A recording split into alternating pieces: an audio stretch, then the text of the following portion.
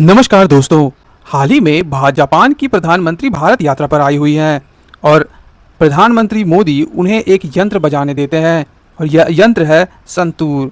तो आइए जानते हैं संतूर क्या है, इसके इतिहास के बारे में, इसकी बनावट और इसकी विशेषता के बारे में। संतूर संतूर सिर्फ एक संगीत वाद्य यंत्र नहीं है, बल्कि सभ्यताओं की यात्रा का जीवित प्रमाण है। दुनिया के अलग अलग हिस्सों में इसके जैसे वाद्य यंत्र सदियों से मौजूद रहे हैं। इतिहासकार मानते हैं कि संतूर का संबंध उन वाद्य यंत्रों से है जिन्हें हैमर्ड डिलिस्मर कहा जाता है। तो आखिर ये हैमर्ड डिलिस्मर क्या होता है? तो हैमर्ड डिलिस्मर की खासियत यह होती है कि उन तारों को अंगुलियों से नहीं बल्कि छोटे लकड़ी के हथौड़ों से बजाया जाता है। कई शोध बताते हैं कि इसकी शुरुआती जड़ें प्राचीन मेसोपोटामिया और फारस से मिलती है। मेसोपोटामिया, जिसे मानव सभ्यता की जन्मभूमि कहा जाता है, और फारस यही जगह है जहां से संगीत और वाद्य यंत्रों की कई परंपराएं विकसित हुई हैं। आइए जानते हैं फारस के संतूर के बारे में। फारस में एक वाद्य यंत्र लोकप्रिय था जिसका नाम भी था संतूर। माना जाता है कि आधुनिक संतूर की प्रेरणा भी इसी से आई। 10वीं सदी फारसी साहित्य और कविताओं में इस संतूर का भी उल्लेख किया गया है। लेकिन भारत की कहानी भी कम दिलचस्प नहीं है। प्राचीन संस्कृत ग्रंथों में शततनी वीणा का उल्लेख मिलता है। सत यानी 100, तंत्री यानी तार। सततंत्री एक ऐसा वाद्य यंत्र जिसमें लगभग 100 तार होते थे। कई विद्वान मानते हैं कि इसका संबंध संतूर से हो सकता है। हालांकि इसकी ऐतिहासिक पुष्टि आज भी शोध का विषय है। तो आइए जानते हैं जो फारस की संतूर है उसकी कश्मीर तक की यात्रा। 14वीं शताब्दी के आसपास फारसी प्रभाव और व्यापारिक संपर्कों के साथ यह वाद्य यंत्र कश्मीर घाटी तक पहुंच गया। कश्मीर घाटी में ही इस वाद्य यंत्र को एक नई पहचान मिली। कश्मीर की सूफी परंपराओं, लोकगीतों और सांस्कृतिक विरासत ने इसे अपनाया। संतूर की मधुर ध्वनि घाटियों की शांति, झीलों की लहरों और पहाड़ों की गूंज जैसी लगती थी।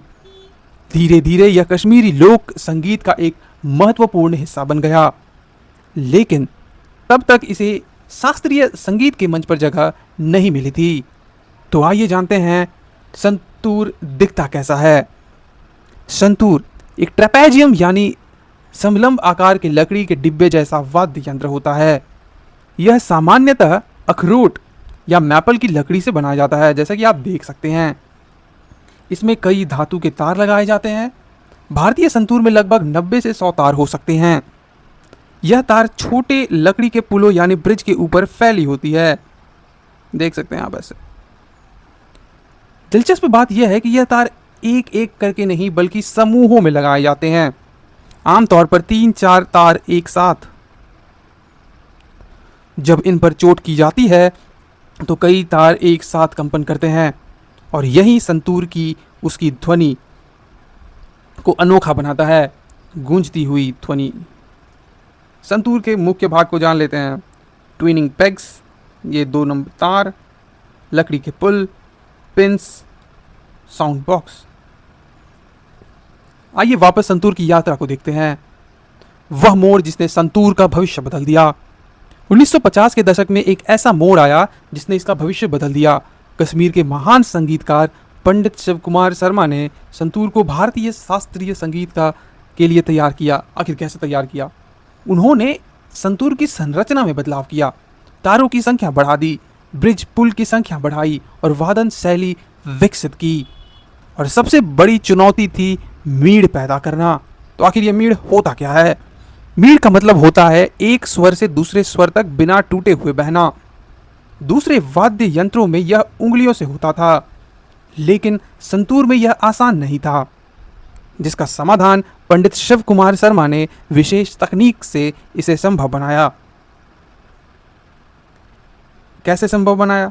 तो हथौड़ी को तारों पर स्लाइड करते हुए।